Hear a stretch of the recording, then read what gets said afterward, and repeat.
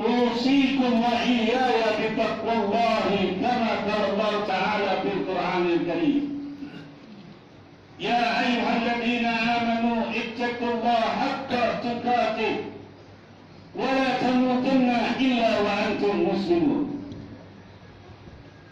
وقال الله تعالى في القرآن الكريم أم حسبتم أن تدخلوا الجنة ولما يأتكم مثل الذين خلوا من قبلكم مستهم البأساء والضراء وزلزلوا حتى يقول الرسول والذين معه متى نصر الله ألا إن نصر الله قريب.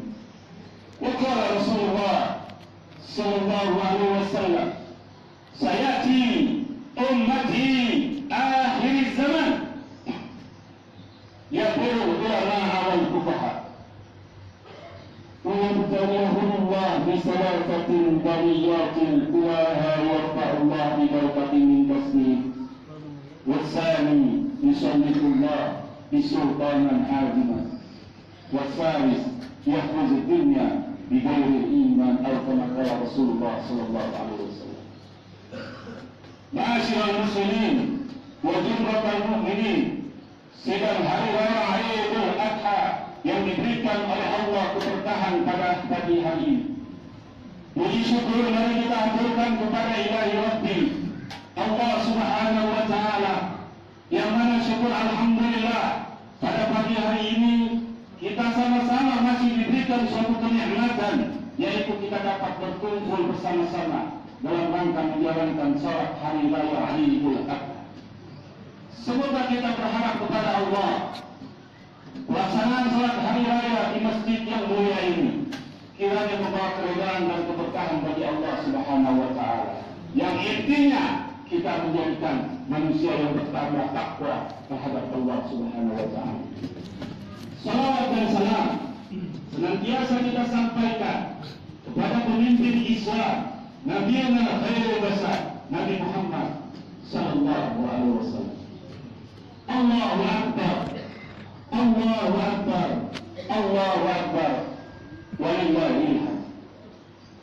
Jamaah salat hari raya Idul Adha yang dimuliakan oleh Allah, baru saja 5 menit yang lalu kita berikrar kepada Allah Subhanahu wa ta'ala. Kita berjanji kepada Allah dengan janji yang sangat luar biasa kepada Allah. Cuma terkadang janji tinggal janji, ikrar tinggal ikrar. Mustahil Allah Subhanahu wa ta'ala memberikan keberkahan kepada kita kalau janji dan ikrar itu tidak kita jalankan. Apa janji kita?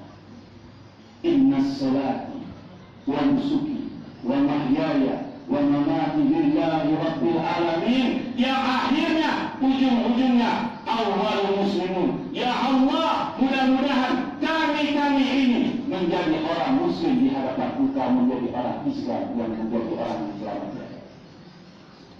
Jamaah salat hari raya Idul Adha, untuk menjadi seorang muslim harus diuji dulu. Perayaan hari raya Idul Adha bukan sekedar kita melihat hewan kurban, bukan sekedar kita memberikan hewan kurban, tapi kita harus menghayati ada apa di peristiwa hari raya Idul Adha tersebut. Nabiullah Ibrahim alaihissalam diuji oleh Allah dengan ujian luar biasa. Makanya dalam mukaddimah yang saya bacakan tadi, am hasibtum an tadkhulul jannata wa lamma ya'timul matalul ladzina khalaw min qablikum. Hai hamba-hambaku, apakah engkau tidak akan diuji oleh aku? Kamu akan pasti aku uji dengan cobaan, dengan halangan, dengan berbagai rintangan untuk menunjukkan iman kamu. Apakah benar-benar iman kamu menjadi iman yang bertakwa kepada Allah Subhanahu wa ta'ala? Ujian masing-masing berbeda-beda, Pak. Nabiullah Ibrahim alaihissalam di mana tatkala beliau bermimpi pada malam 8 Zulhijjah. Kemudian dilanjutkan pada malam 9 Zulhijjah. Dia diuji oleh Allah Subhanahu wa Ta'ala. Coba Bapak dan Ibu jamaah salat Idul Adha rahimakumullah bayang. Tidak mempunyai anak. Allah idam-idam, Nabiullah Ibrahim idam-idamkan punya anak. Nabiullah Ibrahim alaihissalam bersedekah bukan main-main. Dia bersedekah 300 unta. Kemudian 1000 kambing. Malaikat berujar luar biasa iman sedekahnya Nabiullah Ibrahim. Tidak ada satupun yang bisa menyanggupi sedekahnya Nabiullah Ibrahim alaihissalam. Nabi Ibrahim tersanjung dengan perkataan Nabi, dengan perkataan malaikat Jibril alaihissalam, dengan perkataan malaikat tersebut, maka Nabi Ibrahim pun salah bicara. Apa itu? Jangankan unta, jangankan sapi, jangankan kambing. Kalau Allah Subhanahu wa Ta'ala memberikan aku anak, maka aku siap mengorbankan demi taatnya aku kepada Allah Subhanahu wa Ta'ala. Makanya bapak-bapak, ibu-ibu, jamaah sholat Idul Adha, jangan kita meminta kepada Allah, kemudian pada saat Allah mengabulkan permintaan kita, kita ikat janji. Ya Allah, berikanlah saya keberkahan rezeki. Sudah kaya lupa. Ya Allah, berikanlah saya jodoh yang suaminya yang ganteng, yang luar biasa, yang mempunyai pekerjaan. Sudah dapat, lupa sama Allah ibadah. Nabiullah Ibrahim alaihissalam pada tanggal 8 Zulhijjah, Allah target janjinya Nabiullah Ibrahim alaihissalam. Falamma balagha ma'ahu sa'y, qala ya bunayya inni ara fil manam anni adhabuka. Nabi Ibrahim adalah Nabiullah yang taat, maka Allah Subhanahu wa Ta'ala diberikan julukan Khalilullah, kekasihnya Allah. Dia mempunyai seorang istri luar biasa, Siti Hajar. Anaknya luar biasa, yaitu Nabiullah Ismail alaihissalam. Ini yang harus kita iktibar, ini yang harus kita introspeksi diri.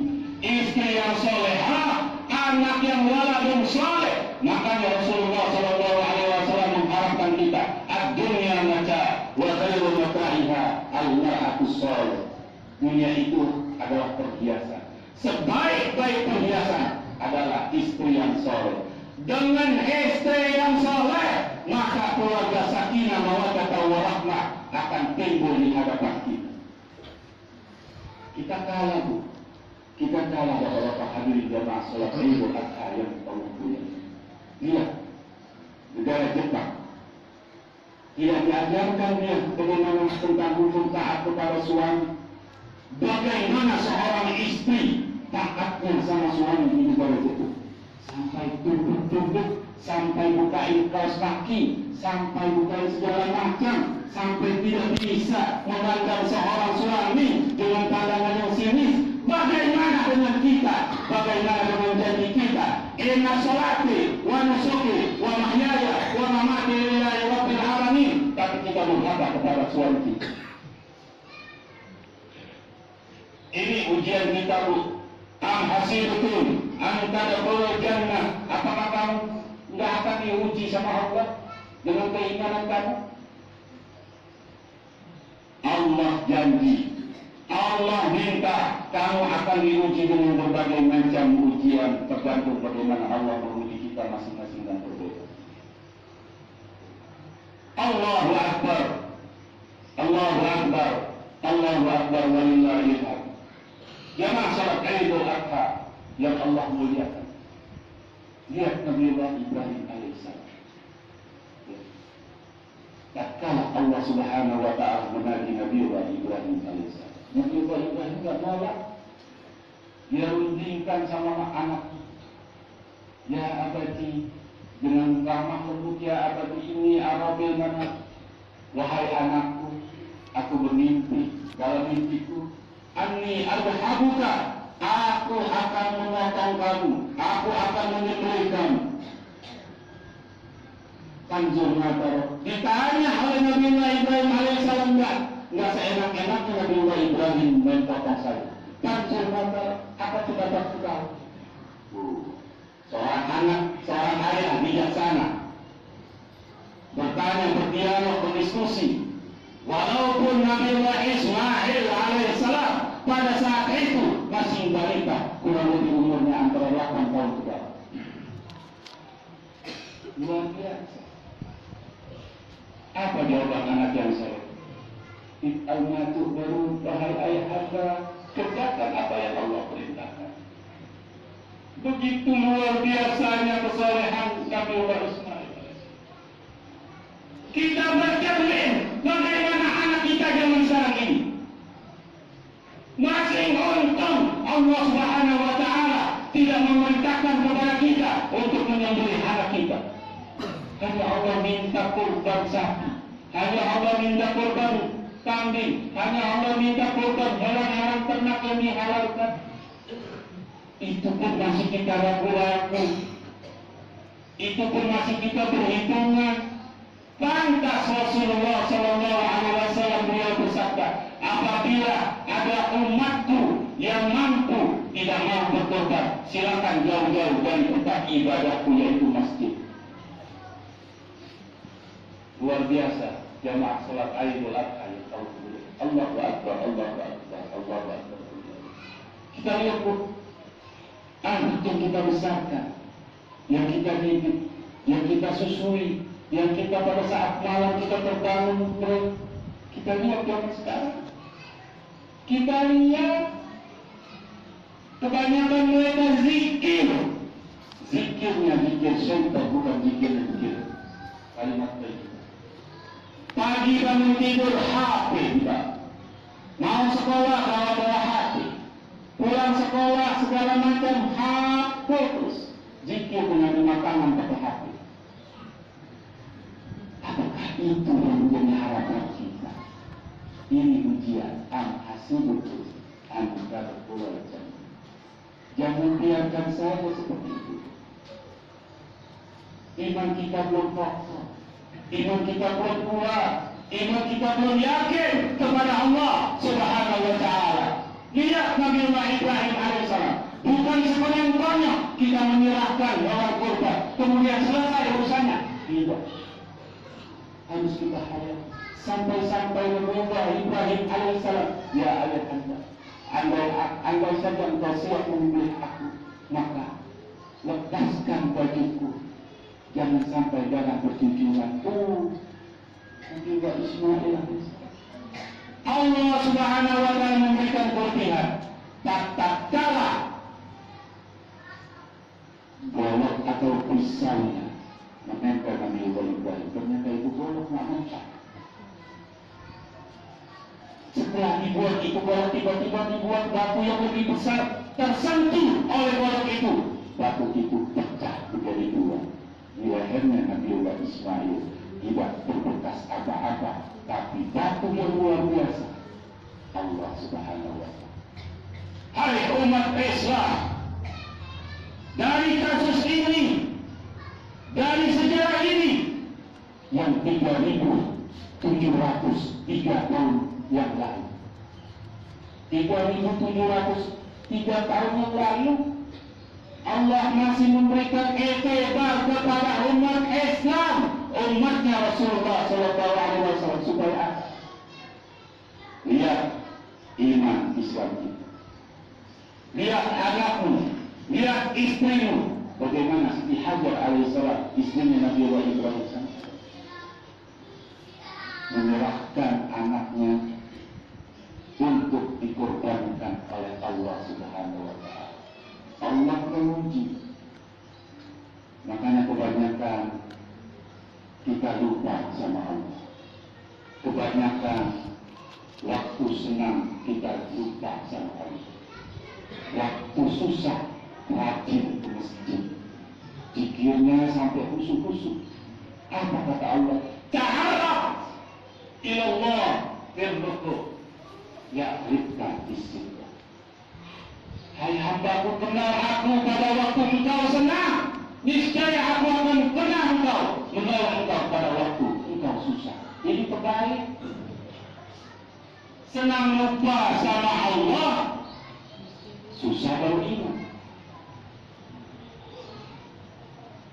Untuk kaum ibu, bagaimana anak kita menjadi anak yang waladun soleh, sebagaimana doa kita, Rabbana hab lana min azwajina wa dzurriyyatina qurrata a'yun waj'alna lil muttaqina imama. Kalau ibu tidak taat sama suami,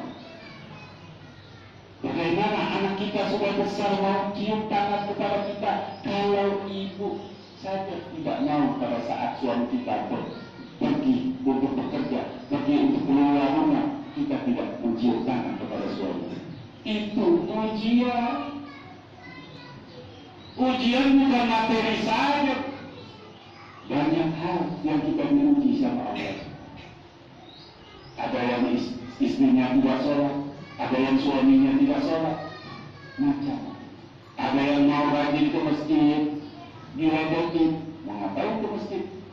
Mau jadi pengurus masjid? Ini ujian. Kembali kepada pokok permasalahan.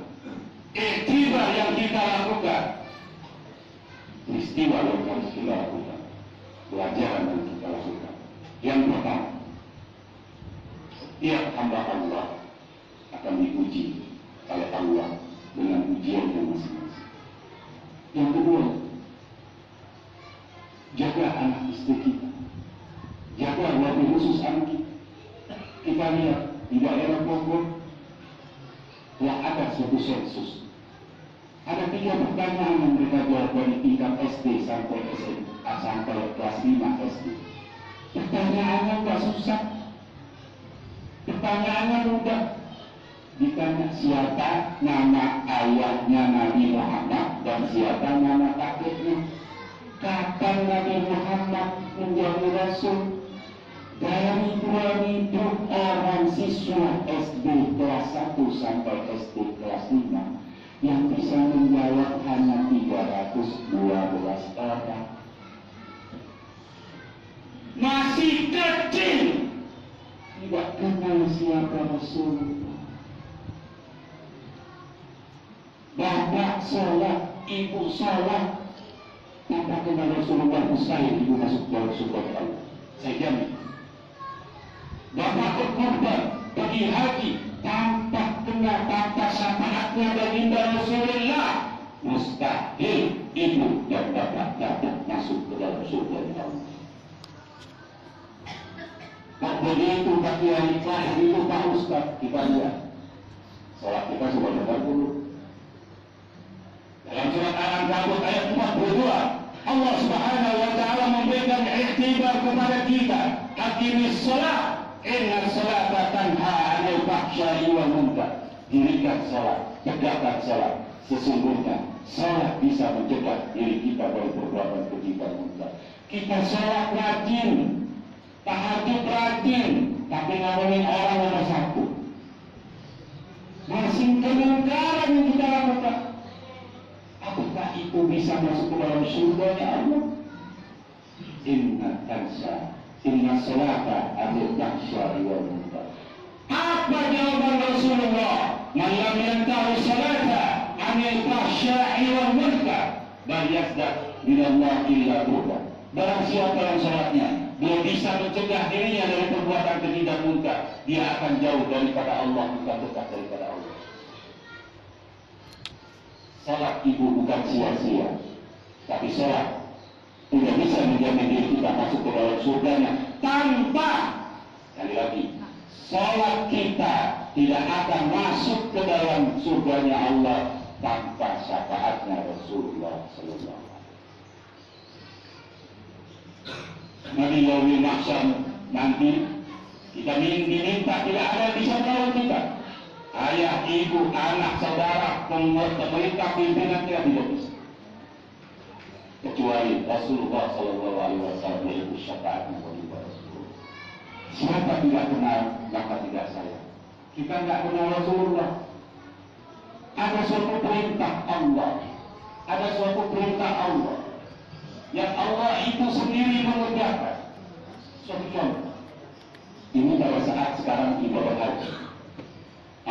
Subhanahu wa Ta'ala memerintahkan haji. Apakah Allah hadir pada saat di kota Mekah haji? Tidak ada dalil yang mengatakan Allah itu haji. Kemudian puasa, berkorban, dan lain-lain dan zakat. Apakah Allah berzakat? Apakah Allah berkorban? Tidak ada satu hadis dan dalil Al-Quran pun yang mengatakan Allah melakukan perbuatan korban. Tapi ada suatu perintah Allah yang hambanya belum dikerjakan, yang hambanya belum mengerjakan, tapi Allah dulu yang mengerjakannya, baru hamba-hamba yang diperintahkan oleh Allah untuk mengerjakan. Apa itu? Inna Allaha wa malaikatahu yusholluna 'alan nabi. Maka Allah perintahkan, ya ayyuhalladzina amanu shallu 'alaihi wa sallimu taslima. Tuh Allah berselawat. Bagaimana dengan kita? Allahu Akbar, Allahu Akbar, Allahu Akbar. Siapa yang dibesarkan Allah pasti dikenang oleh masyarakat, pasti dikenang oleh umat. Begitulah Nabi-Nabi Allah. Dan siapapun yang bertakwa kepada Allah, pasti Allah tidak akan sia-sia. Mudah-mudahan sekelumit intisari khutbah Idul Adha pada pagi hari ini membawa kepada kita menjadi mahabbah kepada Rasulullah Sallallahu Alaihi Wasallam dan takwa kepada Allah Subhanahu Wa Taala, dan kita sabar dan rela akan ujian dan cobaan daripada Allah Subhanahu Wa Taala. A'udzubillahi minasyaitonir rajim. Bismillahirrahmanirrahim. Wal asri innal insana lafi khusr illa alladziina aamanu wa 'amilus shalihaati wa tawassaw bil haqqi wa tawassaw bis sabr. Barakallahu li wa lakum bil Qur'anil 'azim wa nafa'ani wa iyyakum bima fihi minal ayati wal dhikril hakim. Aqulu qawli hadza wa astaghfiru li wa lakum wa li sa'iril muslimina wal muslimat wal mu'minina wal mu'minat fastaghfiruhu innahu huwal ghafurur rahim. Allahumma shalli 'ala sayyidina Muhammad wa 'ala ali sayyidina Muhammad. Alhamdulillah, alhamdulillah hamdan katsiran kama amara. Asyhadu an la ilaha illallah iqaman liman jahada bihi wa kafara. Wa asyhadu anna sayyidina Muhammadan abduhu wa rasuluh. Allahumma shalli wa sallim wa barik ala sayyidina Muhammad wa ala alihi wa sahbihi ajma'in. Ya ibadallah, usikum wa iyaya bittaqwallah kama qala Allah ta'ala fil Qur'anil Karim. Ittaqullaha haqqa tuqatih wa la tamutunna illa wa antum muslimun. Jemaah salat Idul Adha yang Allah muliakan. Di pagi hari ini di Sayyidil ayat ini, mari kita angkat kedua tangan kita. Kita mengharap doa Allah, kita mengharap permohonan Allah agar doa kita di pagi hari ini setiap kuliah dan doa seluruh umat Islam di sedunia ini Allah kabulkan pada pagi hari ini. Bismillahirrahmanirrahim. Allah ya Allah, ya Rahman ya Rahim. Ya Allah, hamba kami ini hamba-Mu yang zalim. Kami ini hamba-Mu yang telah durhaka kepada Engkau. Kami ini hamba-Mu yang lalai kepada Engkau ya Allah. Untuk daripada itu ya Allah, tidak ada salahnya ya Allah. Ampunilah segala dosa-dosa kami ya Allah, baik kami sengaja maupun kami tidak sengaja ya Allah. Ya Allah ya Rahman ya Rahim, jika Engkau sudah mengampuni dosa-dosa kami ya Allah, tolong bimbing kami, tolong tuntun kami, tolong tunjukkan kami agar menjadi manusia hamba-hamba Engkau yang bertakwa dan beriman kepada Engkau. Ya Allah ya Rahman ya Rahim, bersihkanlah hati kami ya Allah, agar kami tidak riya dalam beribadah, agar kami tidak riya dalam beramal, agar kami tidak riya dalam segala sesuatu yang Engkau perintahkan ya Allah. Ya Allah ya Rahman ya Rahim, sucikanlah mata kami ini ya Allah, agar kami dapat melihat yang baik itu baik, yang tidak baik itu tidak baik ya Allah. Ya Allah ya Rahman ya Rahim, Engkau yang Maha Adil, Engkau yang Maha Kuasa, Engkau yang Maha berkehendak ya Allah. Ya Allah ya Rahman ya Rahim, ampunilah juga segala dosa kedua orang tua kami, baik yang sudah wafat maupun tidak wafat ya Allah. Ya Allah ya Rahman ya Rahim, aku titipkan anakku ya Allah, di akhir zaman ini ya Allah, banyak maksiat yang dilakukan oleh anak-anak kami ya Allah. Ya Allah, jadikan anak-anak kami ya Allah mengerjakan sholat bukan atas perintah kami, bukan atas perintah ulama, bukan atas perintah Nabi, tapi atas hidayah dari Engkau ya Allah. Karena hidayah segalanya di atasnya ya Allah. Ya Allah wa Rahman ya Rahim, kepada Rabbul berserah diri ya Allah. Ya Allah, kabulkanlah